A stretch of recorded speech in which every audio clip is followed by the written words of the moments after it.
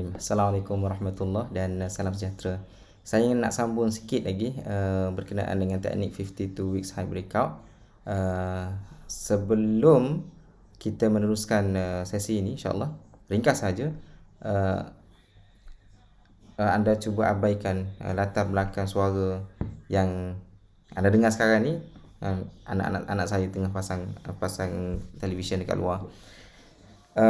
So sebelum saya pergi kerja tadi, saya share tentang satu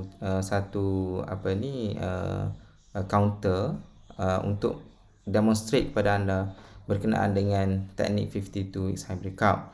Okey, counter itu adalah counter pi lah. So anda dapat lihat dekat skrin sekarang ini. So ini adalah counter pi. Kalau pagi tadi kan saya tunjuk tadi, counter ni macam ni kedudukan dia. Alright, so tak nampak lagi apa yang berlaku pada hari ni. Tetapi saya dah beli dah counter ni semalam selepas dia breakout 52 weeks high. So kepada rakan-rakan yang tak tahu tentang chart ini, saya dah kongsikan dalam video sebelumnya.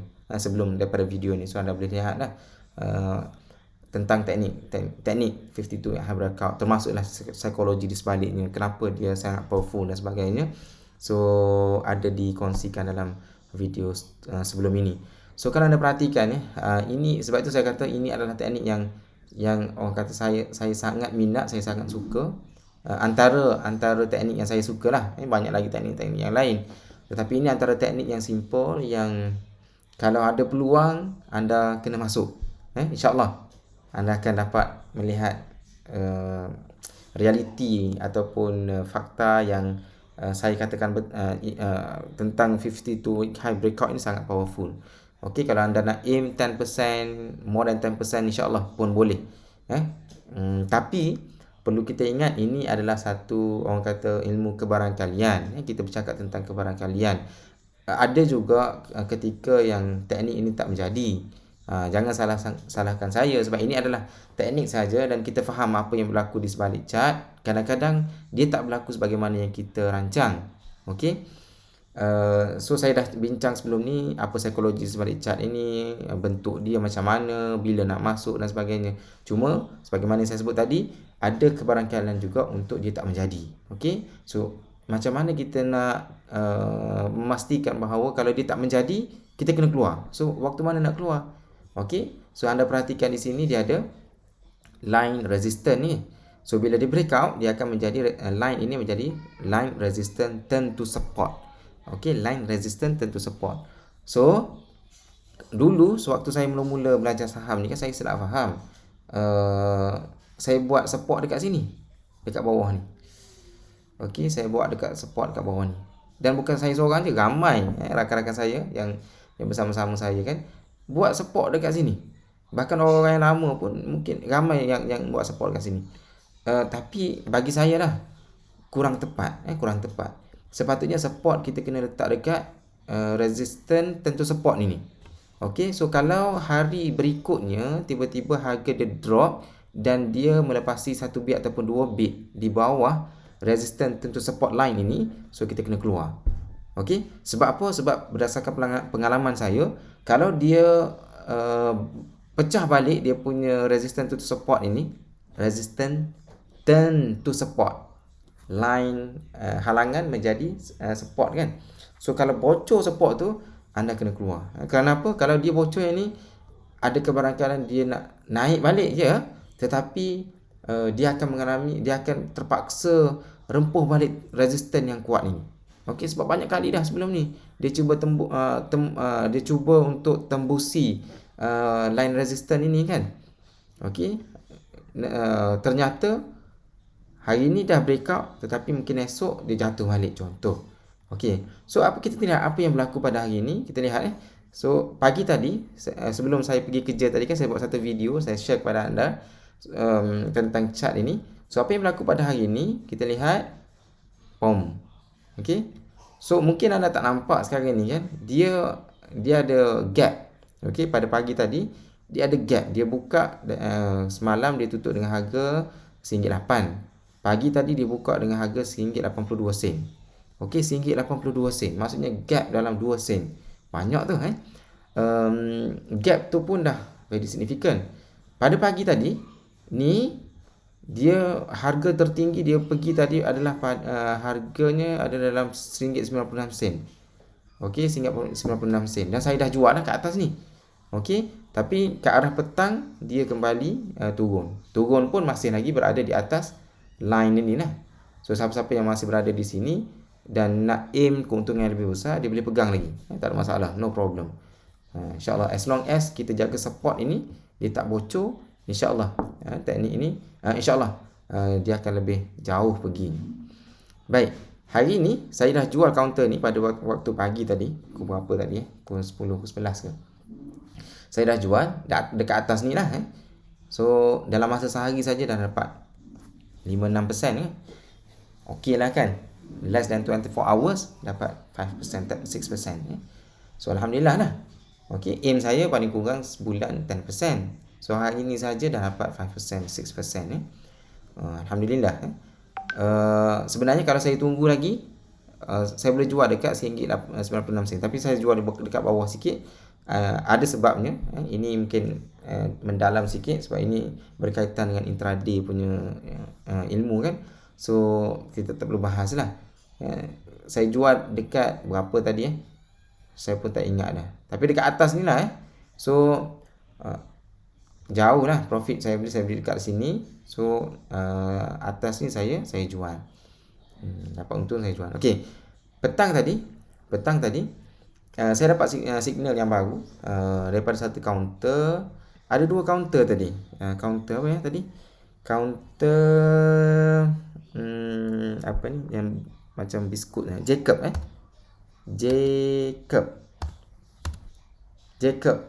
Berhad. Yang ni pun tuan-tuan semua. Okey, kalau kita Heliview kan. Heliview dalam masa setahun. So ini resistance yang sebelum ni. Okey. Resistance yang sebelum ni paling tinggi. Dah try banyak kali. Dah ni. Kat mana dah saya punya. Okey.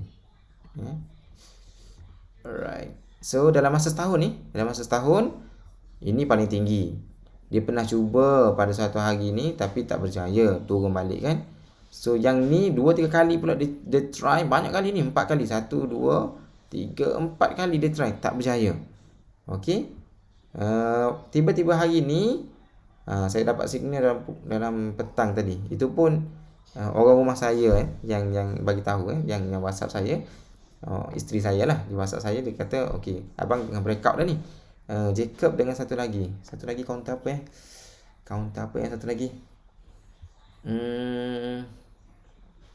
kaunter house. Sekejap saya tengok sebab waktu tu saya tak sempat tengok screener sebab saya tengah kerja dengan mesyuarat kan.